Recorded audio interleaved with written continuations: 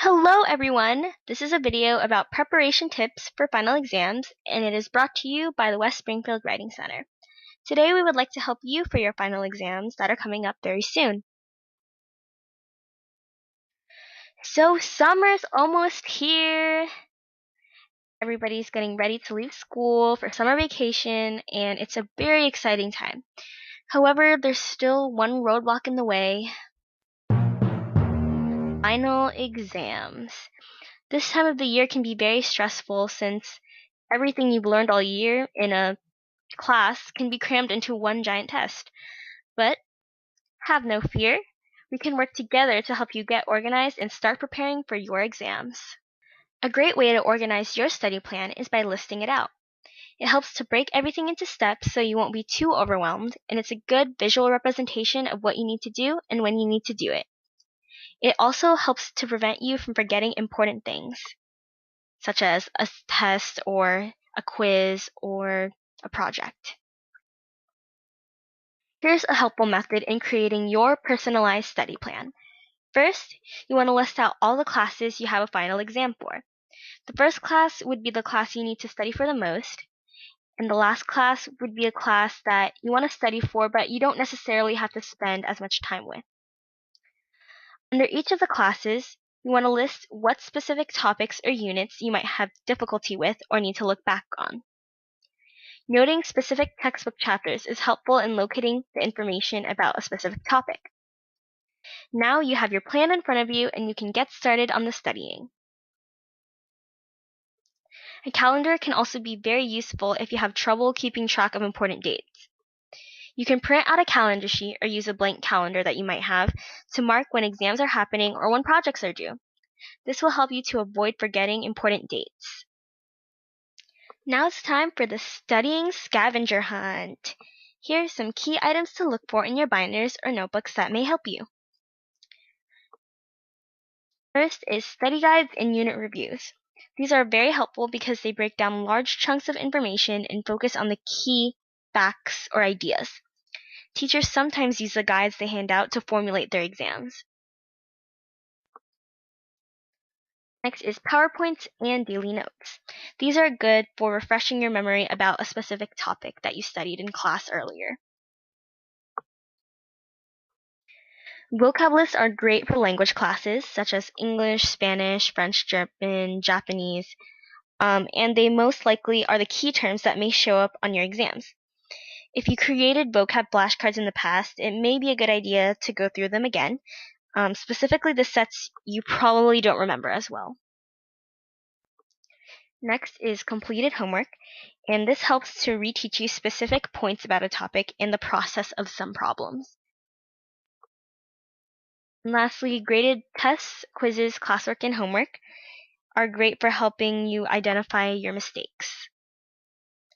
Now that you have all the tools you need to begin studying, here are some important studying tips to keep in mind. First, you want to make sure you manage your time wisely. You want to make sure you have time to study for each subject and that you are confident enough to take each test. If you have difficulty managing your time, you can create a daily schedule, such as this one, to help you break down your study time. Do not spend too much time on one subject, and try to take breaks in between to rest your brain. This helps to make sure that you're covering all the subjects and topics that you need to. Next, you want to find a good study place. Don't study in a place you're likely to fall asleep. The kitchen table or a desk in your room are perfect places to study. Also, try to make your study area as organized as possible so you can spend more time studying and less time looking for things. An ideal study area would be this: very clean and organized, with all the books in front, all the papers out, but still very clean, as opposed to this, just a giant mess of papers. Another tip is to turn up the music. According to a study conducted at UC Irvine, music has been found to stimulate parts of the brain, and studies have demonstrated that music enhances the memory of Alzheimer's and dementia patients. But that doesn't mean turn up to a pop song by Miley Cyrus. Classy music or soft music without lyrics is best to prevent you from getting distracted by words or loud rhythms. And I don't think anyone can listen to a Hannah Montana song without singing along. So we all use our phones and computers every day, so why not use them to help you study? Here are some helpful websites and apps that you can use to help you with your studying. So number 1 is Quizlet, and it's a website with online flashcards, quizzes, and games to help you, especially with vocabulary. So I'll show you here. With Quizlet, you can make flashcards virtually. You can do the Learn tab, which is where you type in your answers yourself. You can do Speller to help you with spelling for a word. There's an online test, which has true or false matching and fill in the blanks.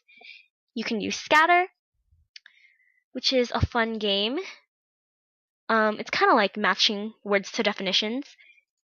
And then there's the Gravity option, which is a game where you type in your answers and there's little orbs around here, so it's really fun. A fun way to do that. Second is Open Study, which is an online study group. So if you work especially well with study groups or you want a personal online tutor, on Open Study you can find people who specifically tutor online for that subject or meet with other students online to help you answer questions on a specific topic. So it's very, very cool, and there are different types of subjects, different types of tutors, and hundreds of other students that are probably in the same boat as you if you're struggling on a subject or a specific topic. Next is iStudies Pro, which is a virtual assignment planner. This is an app that you can get on your phone or your tablet, and it can help you organize your tests when you have important dates, assignments, and projects due. And so personally, if you like to have everything on your phone, this is perfect for you. So you can incorporate the listing method into here because you have your schedule, your assignments, and you can mark your dates on this calendar on the side. And lastly, this is probably the most obvious one, but it's YouTube, and it contains any video on any subject. So if you're struggling on a concept or a topic, there's probably a YouTube video for it. And personally, I love the crash course videos for history on YouTube. They're just so funny and they're great and they hold so much information.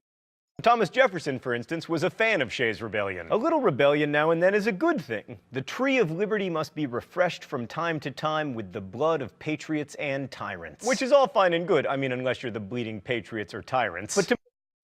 And you gotta love John Green. So hopefully you can use these websites and apps to help you with your studying. So the Writing Center can also be a huge help with your final exams, especially if they incorporate writing. So if your final exam in a class includes some sort of writing assessment, such as a timed writing or a final essay that you can bring in, you can always come to the Writing Center for help and go through it with a tutor, get advice and tips, and just work together with a tutor if you don't know where to start. The Writing Center is open all lunches Monday through Wednesday, Wednesdays after school, and 5th and 6th period learning seminars. So that is it for this video. Thank you so much for watching and taking the time to listen to what I had to say. If you have any comments, questions, or concerns, you can contact us at the WSWC@gmail.com. And I wish you the best of luck on your exams. You can do this, have confidence in yourself, and I hope you have an amazing rest of the year and an amazing summer.